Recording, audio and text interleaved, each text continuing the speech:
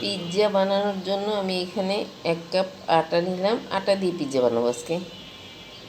এখানে হাফ চামচ নিলাম চিনি, হাফ চামচ নিলাম 1 চামচ নিলাম গুঁড়ো দুধ, হাফ চামচে একটু কম নিলাম ইস্ট, আর নিয়েছি পরিমাণ মতো লবণ।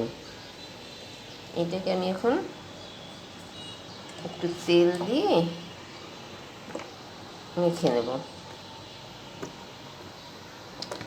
একটু তেল দিলাম, দিয়ে একটু মেখে নিই।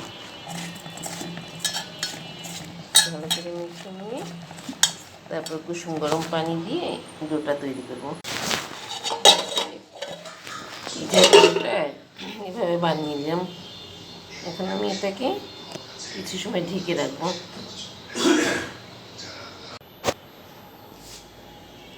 এখানে আমি পিৎজার ডোটাকে এভাবে করে হাত দিয়ে চেপে চেপে এভাবে করে দিয়েছি।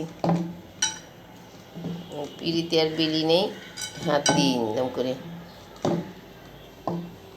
ছোট পিৎজা বানাচ্ছি তো, চুলায় প্রথম বানাচ্ছি, দেখি কি হয় এটা, আপনাদেরও দেখাই।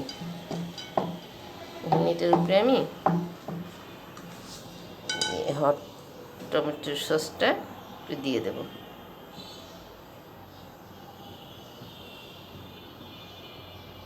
এটাকে দিয়ে একটু ছড়িয়ে দেবো এটাকে।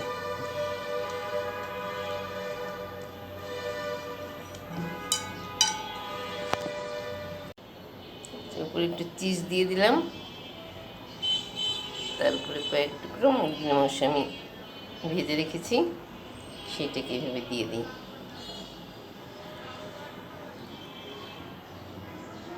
চিজ পিৎজা হবে এটা, আর কিছু দেবো না। বাচ্চার জন্য, নাতির জন্য বানাচ্ছি তো।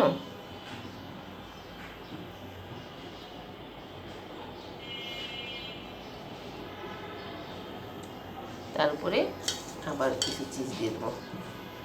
ব্যাস এইভাবে করে দিয়ে সুন্দর করে দিয়ে চুলায় এই ফ্রাই প্যানটা, একটা ফ্রাই প্যানের চুলায় গরম করতে দিয়েছি, এটার উপরে ফ্রাই প্যানটা দিয়ে দেবো। এই যে দেখেন আমার ছোট্ট পিৎজা অল্প সময়ের মধ্যে হয়ে গেল। 10 থেকে 15 মিনিট আমি এইভাবে চুলায় বেক করলাম, সুন্দর পিৎজা হয়ে গেছে। এভাবে আপনারা বানিয়ে দেখবেন, অল্প সময়ের মধ্যে পিৎজা খাওয়া হয়ে যায়।